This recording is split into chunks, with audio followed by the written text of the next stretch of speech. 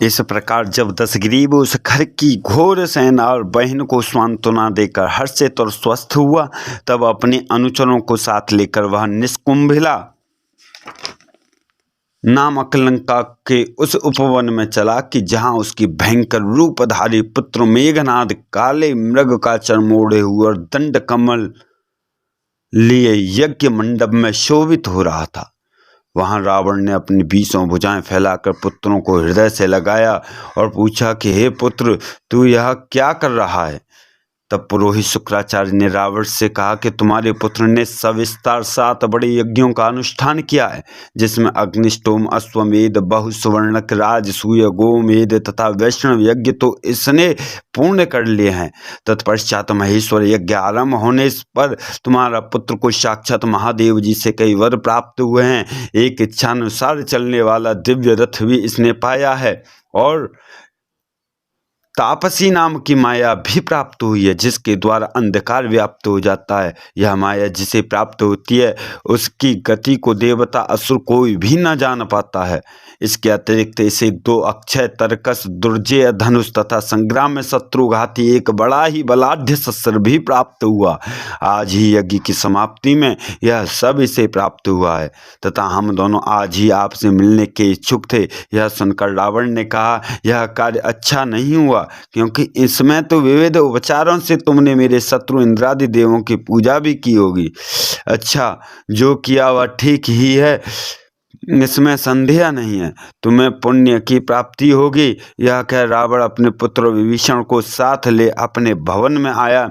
वहां उसने उन सब रोती हुई स्त्रियों को विमान से उतार दिया। तब उन सब स्त्रियों के प्रति रावण की आसक्ति जानकर धर्मात्मा विभीषण ने कहा कि हे राजन, आपके ये आचरण आपके सुयश, धन और कुल का नाश करने वाले हैं। हे राजन, जिस प्रकार आपने इन स्त्रियों के बंधुजनों को मार पीट कर इनको हरा है, इसी प्रकार मधु दैत्य आपके मस्तक पर पांव रखकर आपकी बहित कुंभन सी स्त्री को हर ले गया है।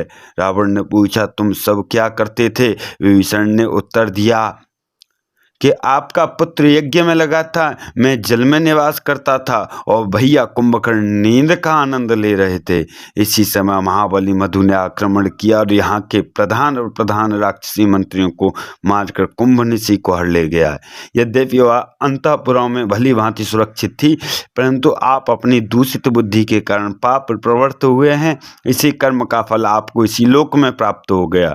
इसे आप भली प्रकार समझ लें कि तब विभीषण का वचन सुनकर राक्षेंद्र रावण क्रोध से जल उठा, उसके नेत्र लाल हो गए। उसने कहा कि मेरा रथ शीघ्र जोत कर लाया जाए। सूरवीर योद्धा युद्ध के लिए सन्नद्ध हों। भाई कुंभकर्ण मुख्य मुख्य निशाचर नाना प्रकार के आयुधों से सज्जित हो वाहनों पर आरूढ़ हो। मैं मधु का आज ही वध कर देवलोक की यात्रा करूंगा। राक्षसों की 4000 यक्षोहिणी सेना युद्ध के लिए सन्नद्ध हो गई। मेघनाद उस सेना का अग्रणी हुआ, रावण मध्य में और कुंभकर्ण उसके पृष्ठभाग में स्थित हुआ। धर्मात्मा विभीषण अपने धर्माचार में रत लंका में रह गए। शेष सभी निशाचर मधुपुरी की ओर चल पड़े। वहां पहुंचकर दशग्रीव ने अपनी बहन कुंभनिसी को देखा, किंतु मधु का दर्शन नहीं हुआ। कुंभनिसी ने अपने भाई रावण से अपनी पति मधु का जीवन दान मांगा।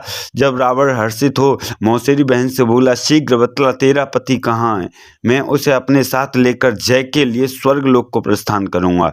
यह बात सुनकर कुंभनिसी महल में सोए हुए पति को उठाकर बोली, हे आर्यपुत्र, मेरे भाई दशग्रीव आपको स्वर्गलोक विजय पाने की इच्छा से आपको सहायक बनाना चाहते हैं। तब पत्नी की बात सुनकर मधु ने बहुत अच्छा कहते हुए उसे स्वीकार किया और राक्षसेंद्र के पास जाकर धर्मानुसार उसका पूजन किया। वहां से प्रस्थान करने के पश्चात कैलाश पर्वत पर पहुंचते हुए संध्या हो गई।